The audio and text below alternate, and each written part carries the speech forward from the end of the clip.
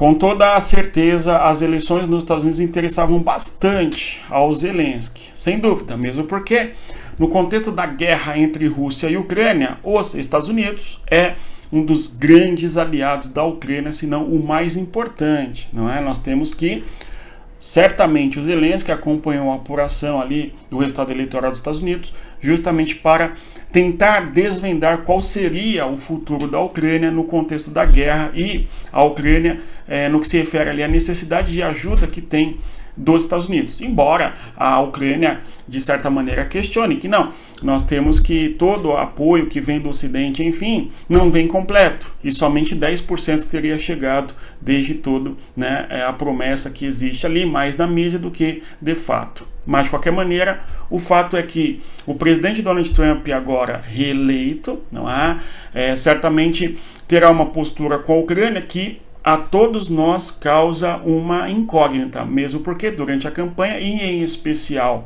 o vice-candidato do Trump, o J.D. Vance, tem uma perspectiva de não apoio à Ucrânia para não prolongar a guerra e não fazer com que o eleitor norte-americano pague tributos impostos para financiar uma guerra que não diz respeito necessariamente aos Estados Unidos, na visão de parte do eleitorado dos Estados Unidos. Tudo bem, mas muito provavelmente Donald Trump irá sim apoiar a Ucrânia, mas não é certo, não é? Porque resta-nos saber como que Donald Trump irá apoiar a Ucrânia. E antes de avançarmos, eu vou pedir a você que deixe o like, se inscreva, aquela coisa toda do YouTube. E mais ainda, você quer aprofundar o conhecimento em geopolítica, ficar mais inteligente e interessante também? Conheça a nossa comunidade geopolítica. Venha estudar conosco para compreender tudo o que ocorre no cenário internacional e também se manter bem atualizado a respeito de toda a dinâmica da política internacional. Isto porque, para entender a questão de geopolítica, você tem que conhecer história, geografia e política, que é o tripé do conhecimento sobre geopolítica que nós aqui abordamos sempre. Dê uma olhada, entre na nossa comunidade e venha ficar muito melhor informado. O link está na descrição do nosso vídeo. Vejam só, de certa maneira, a guerra entre Rússia e Ucrânia ou outros assuntos da questão geopolítica ficam ofuscadas, não é? Uma vez que nós temos aí todos nós olhando, ok? Todos nós olhando aí para as eleições nos Estados Unidos, tá certo? E, de certa maneira, os demais assuntos acabam ficando ofuscados. Um tema que ontem foi de extrema relevância e importância é a mudança de gabinete de guerra do Estado de Israel, por exemplo. Nós temos uma tensão, uma ruptura de relação bem forte entre o Netanyahu e os seus ministros da defesa, lá o Gallant, que foi demitido ontem, porque o Gallant em vários momentos chocou-se com o Netanyahu. E, curiosamente, no dia da eleição dos Estados Unidos, há uma substituição pelo Katz, que é um ministro que tem muito mais acordo com o Netanyahu pela guerra, digamos assim, né? Será que foi por acaso ou certamente o dia da eleição dos Estados Unidos é algo que faz com que o Netanyahu mova uma peça no tabuleiro ali da sua política interna para continuar a guerra e agora com a chance de muito mais apoio para os Estados Unidos. O meu ponto, então, conforme vocês podem perceber, é o seguinte: a eleição nos Estados Unidos é um evento de magnitude importante e sempre que nós temos assim algo novo no cenário da política internacional, este algo novo, de certa maneira, ofusca outras questões de extrema relevância, tá bom? Outro tema importante, hoje é dia 6 de outubro, além da eleição dos Estados Unidos, nós temos a Ucrânia fazendo um ataque em profundidade no território da Rússia, em especial no Cáucaso, na região do Daguestão, mais precisamente na zona do Mar Cáspio, não é, atingindo ali embarcações da Rússia. Então, um ataque de longa distância, muito curioso aí o quanto a Ucrânia consegue fazer ataques em profundidade dentro do território da Rússia, tudo bem? Então, temos aí na foto, conforme podemos observar, Donald Trump e Zelensky. O Zelensky se encontrou com Donald Trump quando ele era presidente, ele era bem jovem aí, conforme a gente pode observar nessa fotografia. Agora, mais recentemente, nós tivemos também um encontro entre Donald Trump e Zelensky. E o Zelensky apresentou para o Donald Trump o seu plano de paz. Apresentou para o Trump, o Biden e a Kamala Harris, ok? E só depois este plano foi divulgado para países europeus e muito mais depois ainda para a população da Ucrânia, digamos assim, né? Então Donald Trump sabe das intenções do Zelensky. Uma coisa que acabou vazando para a imprensa aí depois foi justamente que o Zelensky queria os mísseis de longo alcance para usar contra a Rússia, justamente demonstrando força para que barre, ok, e cause um certo choque na Rússia, para a Rússia não continuar com a guerra e coisa do gênero, né? Então nós temos este importante cenário, dia 6 de outubro, eleição de Donald Trump, presidente dos Estados Unidos. O Zelensky felicita Donald Trump e fala em paz justa. Eu quero até destacar aqui a frase do Zelensky com vocês, porque é muito interessante nós observarmos. Nos assuntos internacionais, aprecio a abordagem do presidente Trump da paz através da força. Ou seja, a perspectiva do Zelensky, conforme nós podemos observar, é aquela de que o país, caso queira ter paz, ele precisa estar preparado para a guerra, que é uma perspectiva da realpolitik, ok? Então, curiosa esta abordagem do Zelensky em relação a Donald Trump, ou seja, está pedindo apoio. Apoie-me militarmente para que nós barremos a Rússia, porque se não houver uma demonstração militar, uma demonstração de força por parte da Ucrânia e dos países que apoiam a Ucrânia, certamente o Putin não irá negociar, não haverá paz e a guerra vai continuar e a Rússia continuará avançando no território. Tudo bem? Pelo menos esta é a interpretação que eu faço através do que o Zelensky diz para o Donald Trump e, aliás, eu concordo, tudo bem? Conforme dá para observar. No meu caso em específico, eu espero que haja algum caminho para o cessar-fogo e, consequentemente, uma paz deve ser costurada, tudo bem?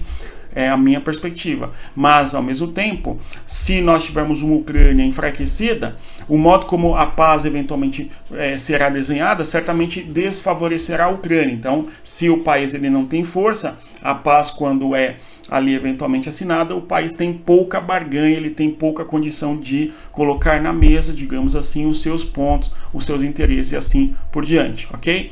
Bem, o Zelensky diz mais ainda, este é exatamente o princípio que pode trazer uma paz justa à Ucrânia. E quando o Zelensky está falando em paz justa, certamente ele se refere à reconstrução do território ucraniano, da infraestrutura que foi destruída, ok? Em diversos espaços do extremo leste da Ucrânia, até a região central da Ucrânia, nós temos muitos abalos na infraestrutura de transportes, na infraestrutura de geração de energia e de distribuição de energia, por exemplo, além de rodovias, pontes, etc.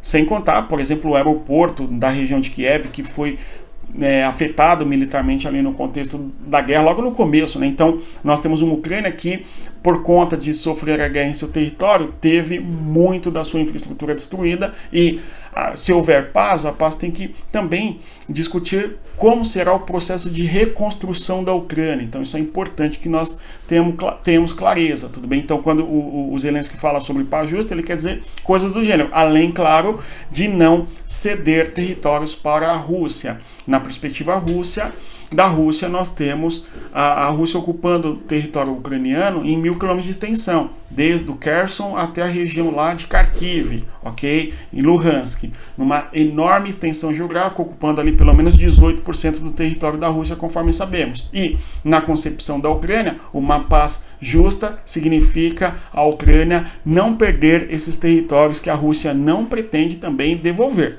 né? Então é algo muito difícil de resolver se não houver alguém cedendo nos interesses, porque no atual cenário os interesses são bastante divergentes por parte da Rússia e por parte da Ucrânia, tá? Bem, outro tema importante ainda do dia 6 é o ataque que a Rússia faz, contra embarcações no Mar Cáspio, na região do Daguestão, que eu já vou mencionar com vocês, mas também a própria União Europeia, a União Europeia na esperança de que haja uma ajuda, ok, por parte do Donald Trump à Ucrânia. Existe duas coisas, né? Uma delas é a desonestidade, outra coisa é a incapacidade de entender as coisas, né? Vejamos. O Donald Trump, quando presidente dos Estados Unidos, ele dizia que os países da OTAN deveriam cumprir o acordo dos 2% do PIB, ou seja, o país participa da OTAN, tem defesa militar ali, eventualmente da OTAN, então ele tem que participar pagando, ok, a estrutura da OTAN, militar, burocrática, política, etc., 2% do PIB. E os países não pagavam 2% do PIB em relação à OTAN, né? O que o Trump fez? Ele exigiu que os países pagassem os 2% que está no acordo. Em nenhum momento Donald Trump disse: nós iremos abandonar a OTAN de maneira unilateral. Não, mas sim uma cobrança de que os países arcassem também com a responsabilidade mútua em comum quando o assunto é a aliança militar da OTAN, certo? Mas aí se discute muito, não, Trump queria acabar com a OTAN. Não, Trump estava exigindo que houvesse uma responsabilidade partilhada, sobretudo econômica. Não é? Na concepção do MAGA, do Make America Great Again, não é justo a sociedade americana pagar pela defesa dos países europeus. Uma visão, de certa maneira, isolacionista, sim, mas ao mesmo tempo exigindo que os países também arquem com sua responsabilidade assinada nos acordos ali para adesão da OTAN, né? Então, aqui tem um ponto importante, né? Mas existe muita dessa conversa, não, o Trump queria acabar com a OTAN, blá blá blá, e vai abandonar os seus aliados. Não é bem assim, não é exatamente isso. Mas, né, existe muita gente mal intencionada, conforme nós sabemos, falando sobre as questões do Donald Trump, porque não gosta dele, enfim, não há. De qualquer maneira, Trump traz uma preocupação para os países da União Europeia por conta dessa visão de que o Trump é isolacionista e não vai apoiar a Ucrânia e assim por diante, ok? Soldados da Coreia do Norte, então nós teríamos aí que teria ocorrido confrontos entre os soldados da Coreia do Norte e ucranianos em Kursk, tudo bem? Mas algo ainda que não há uma materialidade disso, existem apenas as discussões de que os soldados já estão lá e já estão lutando na tentativa russa de reconquistar o território de Kursk. Além disso, por fim, aí vamos observar o ataque da Ucrânia contra a Rússia ali na região do Daguestão. Então, observando aí, nós temos lá no horizonte, nesta posição geográfica, um ataque da Ucrânia, aqui ó, vou riscar aqui uma seta na cor vermelha, em uma distância bem considerável, tá?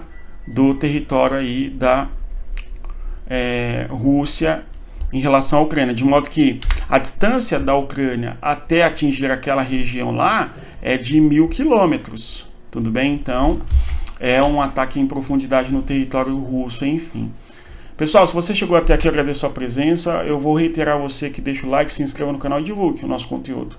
E você que quer aprender geopolítica, ficar por dentro de todos os assuntos da política internacional, ficar mais inteligente, entender sobre as culturas dos povos, como que funciona, por exemplo, o sistema eleitoral americano, como que começou a guerra entre Rússia e Ucrânia e coisa do gênero, dê uma olhada na nossa comunidade de estudos de geopolítica. O link está na descrição do vídeo, tá bom? E, além do mais, divulgue, reitero, o nosso conteúdo das pessoas aí que gostam de geopolítica. Respeita a geografia e até mais. Tchau, pessoal.